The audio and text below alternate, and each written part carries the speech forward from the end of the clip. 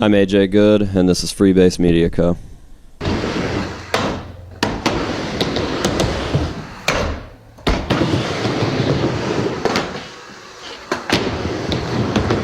Thanks for sitting down with us today, AJ. How you doing?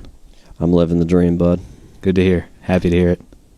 So I wanted to sit down today and talk to you about you as an artist and you as a collector and everything that you do. So to begin, what are the origins of AJ as an artist?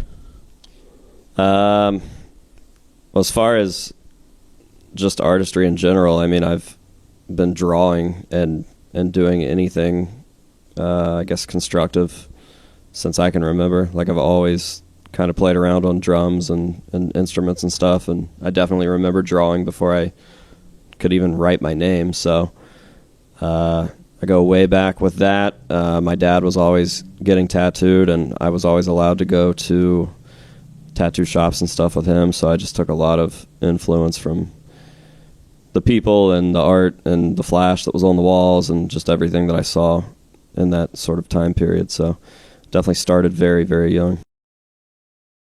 What's the earliest experience with art ingrained in you? The first, this is what I want to do moment that you had?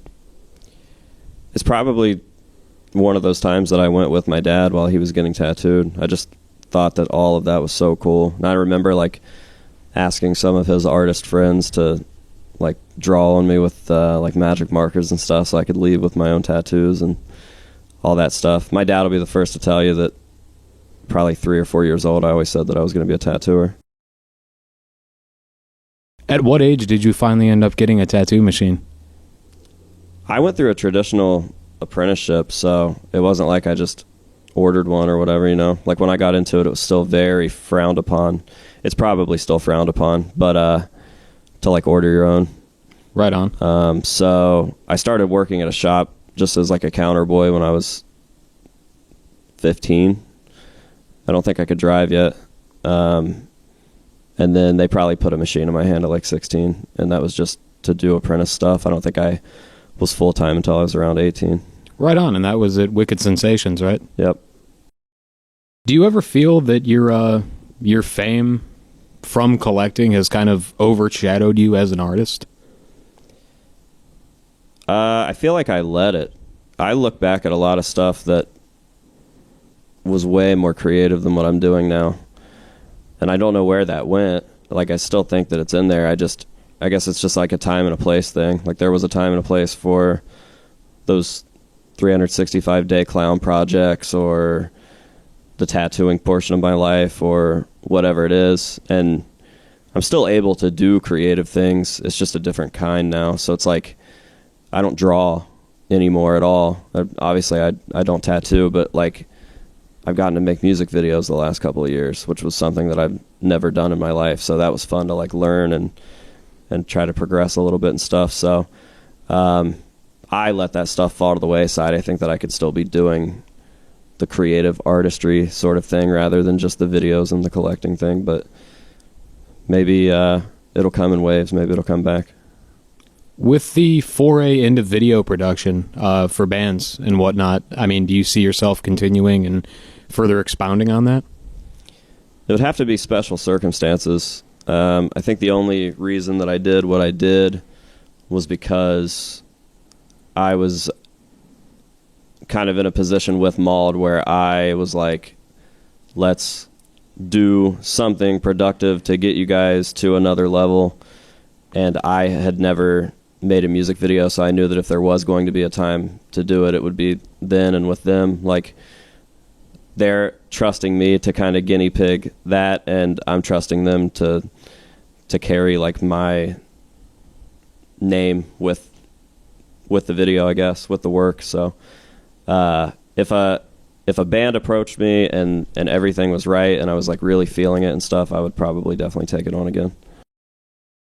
The Mauled one is definitely special. Like, those kids are my absolute brothers forever. Like, I have a bond with them that I don't think I've ever had with any group of people before. And then there's like the obvious, like the SID one is like a huge deal. 'Cause he was I don't know. I don't even know how to explain that one. That's such a weird one to try to put that one into words. But he's definitely a mentor, and I've said the same thing a million times over. It's like every time we have a conversation, whether it's the first time that we've seen each other in a year or a random FaceTime or whatever, there's just always like a Harvard class of like learning something about marketing, something about work, something about anything. And Sid is just, he's on a different planet. So, yeah, to go from like idolizing the dude from the time that you're like 6 to like staying at his house and shooting music videos and whatever it is that we're doing at the time is, yeah, that's always a crazy one to think about. Yeah, that is like the ultimate like big bro experience. Yeah, big brother Sid. That's what I call him. So, I mean, with so many full circle moments that we've seen you have over the last 10 years, I mean, God, even going back to like the Corey Taylor interview or, you know, the linking up with Jay Weinberg and stuff like that. How many of those are you still, if any, in disbelief over? And like, how did you kind of come around to like, holy shit, this is somehow my own doing? I don't know. I don't know. Sometimes I don't believe it at all. Like sometimes I still think to Sid's first visit and like everything that happened from that point or whatever, because I didn't even know that he was coming. Like, I think it was like a week before that show. He was like, all right, I'm going to be there. And I was like, what? So, yeah, and then just, again, just everything that happened, like the whole shit that night. He stayed at the House of Masks until like 5 a.m. that night, and we were just like plotting and brainstorming and goofing off and telling stories and whatever. So, yeah, I think everything will always come back to the Sid thing because that's kind of where it started anyways. That is like the ultimate full circle. Like, yeah, I mean, the BCD and that being the very beginning of this entire thing that you have here. I feel like that's like the story that's as old as time. That's why really the only masks that you see out there, like at my editing bay where I work all the time, is the gold BCD and my original one, because I can look over and I have like the 100K plaque, and then I have that because that is like the story of the House of Masks. If you could see yourself 10 years ago, what has come today, do you think you'd even believe it? Yes, because I always knew that it had to be this way. You know what I mean? Like, I always knew. Of course. Yeah, I knew that it wasn't going to be normal. Like, the storefront in Chillicothe, like I've said it a million times in videos, I always knew that that place would be mine. And then it was exactly what I would have imagined, whether I was 8 years old or 16 years old or whatever.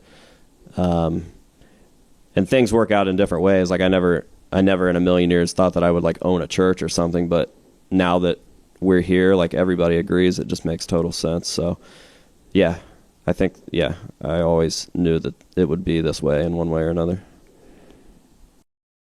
What's the next big plan for the church, if any? I don't know. I have a million projects that I just want to finish. Like, it would just be nice to like have a room that's finished, because nothing here is done. Like, the studio side's not done. The red room's not done. The sanctuary will probably never be done. So yeah, I really just want to get back into the groove of like the weekly Wednesday update stuff where I'm just every week doing work on something. I just got to get back into that.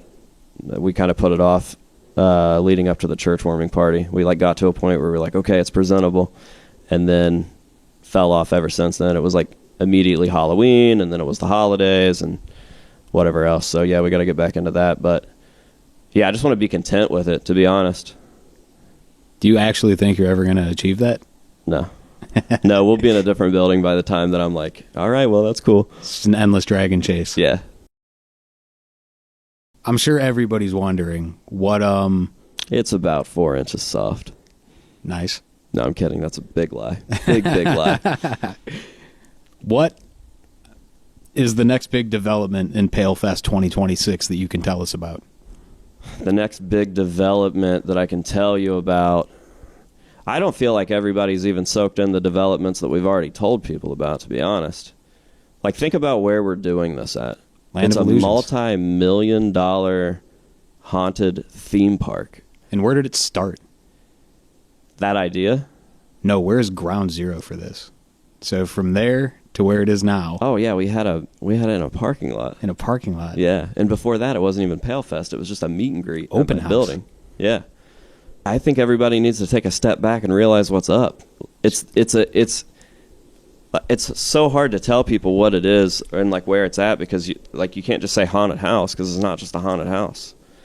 It's like a village. I don't know. Have you been there?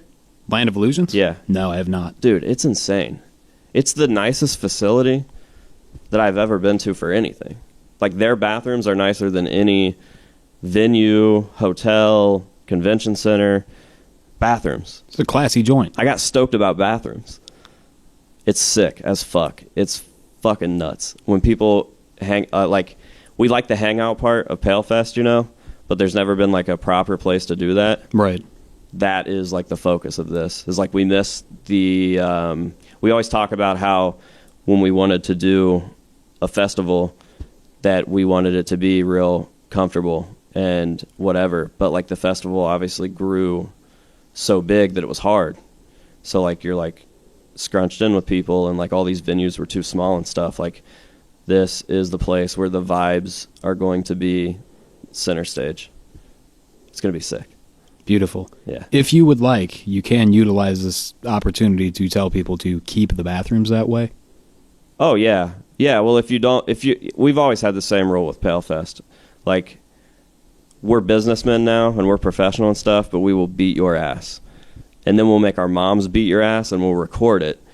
And there's nothing that you can do about it, because if you try to fight back, then we'll just have even more people beat your ass. So yeah, respect the surroundings, and you won't end up on the internet getting beat up by my mom. This has been great. So before we go, obviously the House of Masks is so big on sobriety and making sure that the youth isn't picking up anything that they shouldn't. Mm-hmm. I want to know, beyond that, what is the greatest advice that you can give the youth watching? The greatest advice that I could give the youth is to stop fucking around.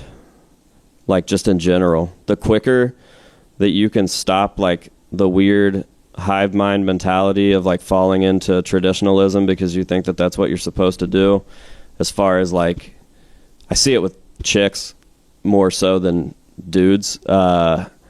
But, like, everybody thinks like, okay, we're out of high school now. I have to fucking find somebody that I'm super serious with, and I have to go to college, and I have to get pregnant, and we have to get married, and da-da-da-da-da-da-da-da. And it's like, you leave no time to actually figure out who you are and what you want to do with your life. So I would say to just date yourself in your 20s. Stop laying waste with these awful relationships and just figure out who you are and what you want to do. You'll be happier because of it.